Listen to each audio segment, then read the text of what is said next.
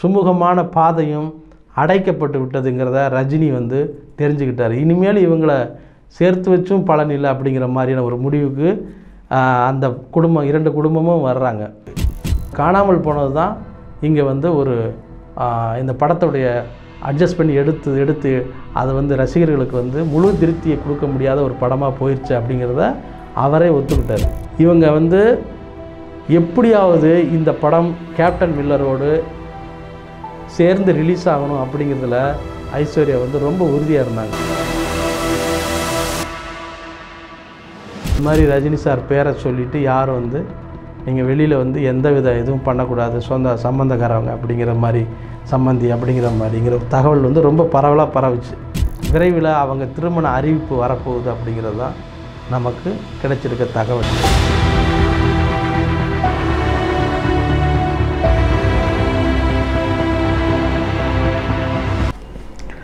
Madras movie பார்வையாளர்களுக்கு வணக்கம். நான் தேனி கண்ணன். தமிழ் சினிமாவில் மிக கடுமையான உழைப்பாளியாக அறியப்பட்டவர் தனுஷ்.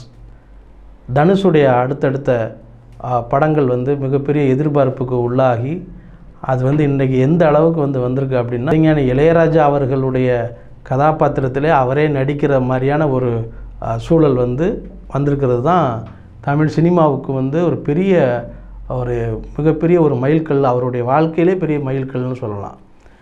இந்த நேரத்தில் அவருடைய படங்கள், அவருடைய சினிமா வாழ்க்கை எல்லாமே ரசிகர்களுக்கு தெரிந்து இருந்தாலும் அவரை சுற்றி நடக்கிற ஒரு நெகட்டிவான ஒரு பார்வை ரொம்ப ரசிகர்களுக்கு ஒரு பெரிய பலகாலமாக ஒரு பெரிய தீனியாகவே இருந்துக்கிட்டு இருக்கு.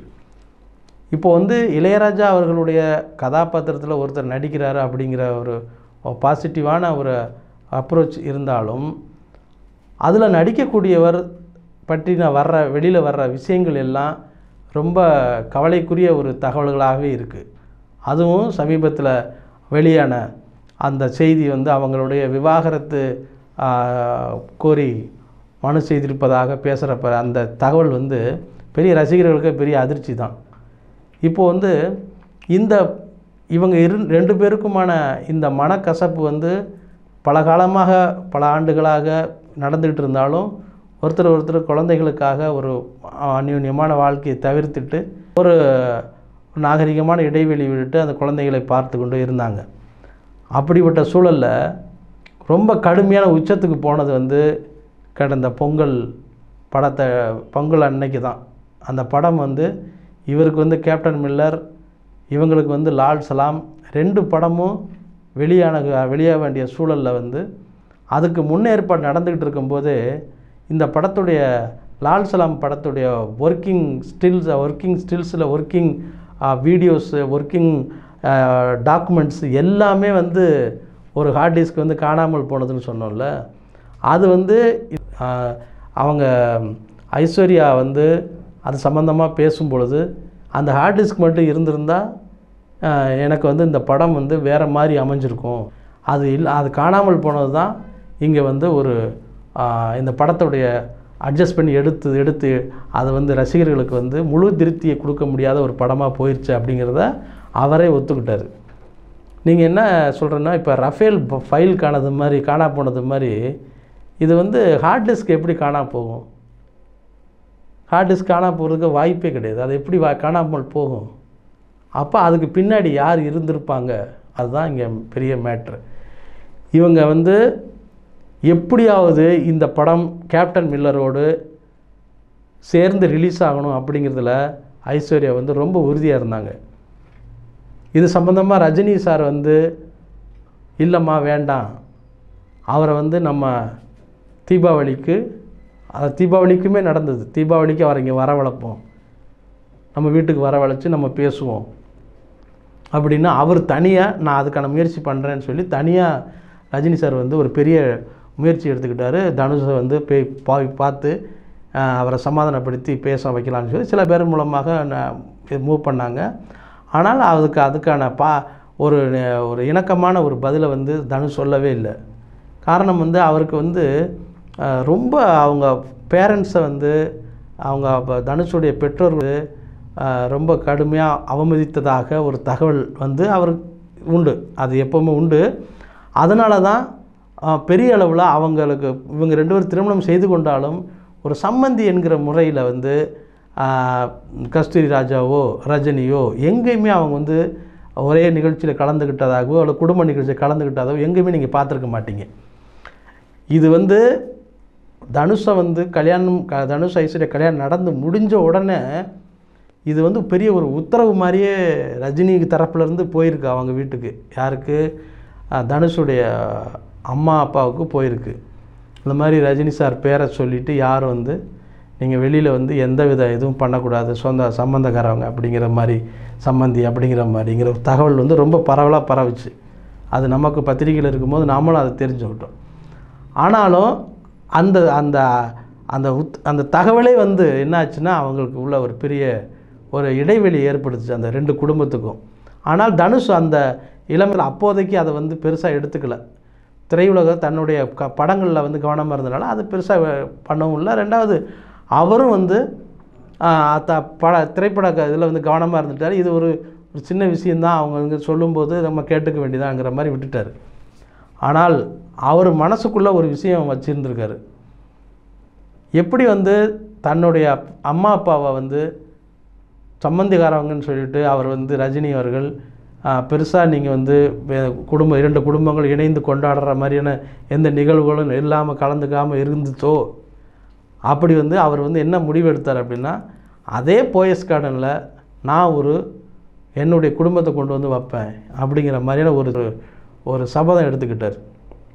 அப்படி எடுத்துக்கிட்டதுக்கு பிறகு தான் ஒரு மறைமுகமாக ஒரு வேலை பண்ணார். அங்கே போயஸ் கார்டனில் வந்து ஒரு இடத்த வாங்கி அங்கே வந்து ஒரு வீடு கட்டுறதுக்குன்னு முயற்சி பண்ணி அதை கட்டி முடித்தார். கட்டி முடித்தவர் என்ன செஞ்சுருக்கணும்? அவங்க மாமனாரை கூப்பிட்ருக்கணும், அவங்க ஃபேமிலியை அழைச்சிருக்கணும், இவ்வளோ விஷயம் பண்ணியிருக்கணும்னா அவங்க மனைவியை கூப்பிட்டு எல்லாமே ஃபேமிலியோடு இருக்கு. ஆனால் பண்ணலை. அவங்க அம்மா அப்பாவை கூப்பிட்டு வந்து அதுக்கான கிரக பிரவேசம் நடத்தி அவர் வந்து அது தனிப்பட்ட முறை, அது என்னுடைய தனிப்பட்ட உழைப்பில் நடந்த விஷயம் அப்படிங்கிற அதை காமிச்சுக்கிட்டார். இப்படியாக இந்த சண்டை வந்து இருவருக்கும் இந்த உரசல் வந்து போய்கிட்டே இருந்த சொல்லி அது வந்து ஒரு பெரிய இடைவெளியவே ஏற்படுத்திடுச்சு. மன ரீதியான இடைவெளிங்கிறத விட 2 பேரும் பிரிஞ்சு வேறு இடங்களில் வாழக்கூடிய ஒரு சூழலை ஏற்படுத்திச்சு. இதுதான் வந்து அடுத்தடுத்த பிரிவுகளுக்கு ஒரு முதல் காரணமாக அமைஞ்சது.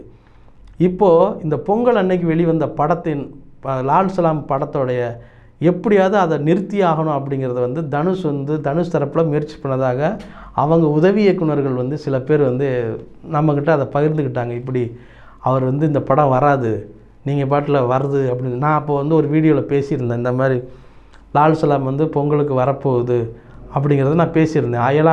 அயலான் வராதுன்னு பேசியிருந்தேன், எனக்கு அதில் பெரிய கடன்கள் சிக்கலில் இருக்கிறது அப்படிங்கிறத.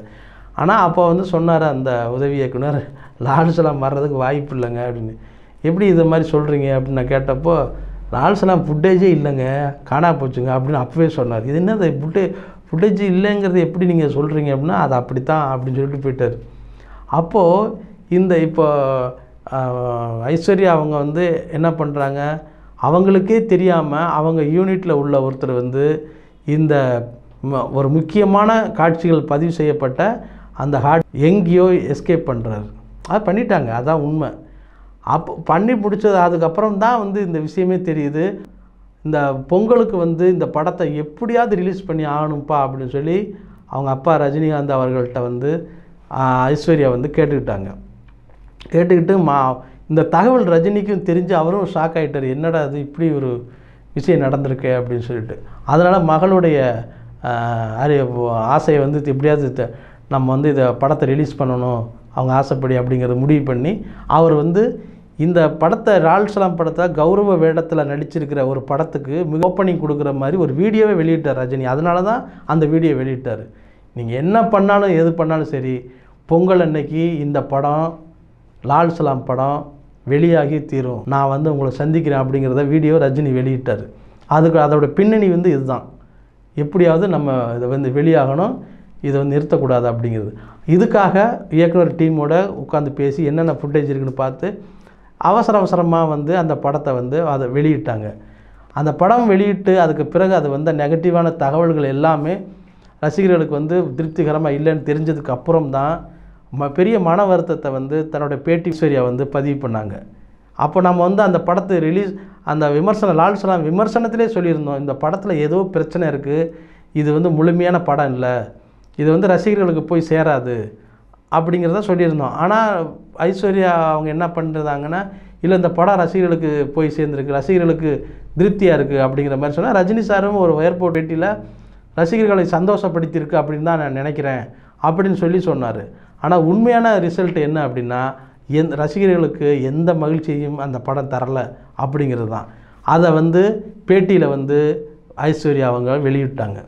அந்த படம் ஆர்டிஸ்ட் இது வந்து நாம் எப்போயோ நல்லா அமைஞ்சிருக்கோம் அப்படின்னு. இப்படியாக அந்த நேரத்தில் தான் எப்படியா இனிமேல் வந்து சேர்றதுக்குன்னு கொஞ்சம் நஞ்சம் இருந்த அந்த ஒரு சுமூகமான பாதையும் அடைக்கப்பட்டு விட்டதுங்கிறத ரஜினி வந்து தெரிஞ்சுக்கிட்டார். இனிமேல் இவங்களை சேர்த்து வச்சும் பலன் இல்லை அப்படிங்கிற மாதிரியான ஒரு முடிவுக்கு அந்த குடும்பம் 2 குடும்பமும் வர்றாங்க. மகன்கள் பொறுத்தளவுக்கு தனுஷுக்கிட்டே இருக்காங்க, அதெல்லாம் அவங்க பொதுவான அவங்க குழந்தைகளுங்கிறத அவங்க அப்படி இருக்கிறாங்க. இப்போ வந்து ஐஸ்வர்யா அவர்களுடைய மறுமணத்தை நோக்கி அவங்களுடைய அடுத்த கட்டம் நகர்ந்திருப்பது தான் இது ஒரு பெரிய ஆச்சரியம். அவங்க ஐஸ்வர்யா வந்து தன்னுடைய திரைப்பட பணிகளுக்கு இடையில் கடுமையான உடற்பயிற்சி, கடுமையான ஒர்க் அவுட்டெல்லாம் பண்ணிகிட்ருக்கிற அந்த காட்சிகள்லாம் நம்ம இணையதளத்தில் நம்ம பார்த்துருக்கோம். ஆனால் இப்போ என்ன நடக்குது அப்படின்னா, விரைவில் அவங்க திருமண அறிவிப்பு வரப்போகுது அப்படிங்கிறது தான் நமக்கு கிடைச்சிருக்க தகவல். இந்த திருமண அறிவிப்பில் முக்கியமான தகவல் அந்த மாப்பிள்ளை யார் அப்படிங்கிறது தான். நம்ம விரைவில் அதையும் உங்களுக்கு பகிர்ந்துக்கிறேன். வணக்கம்.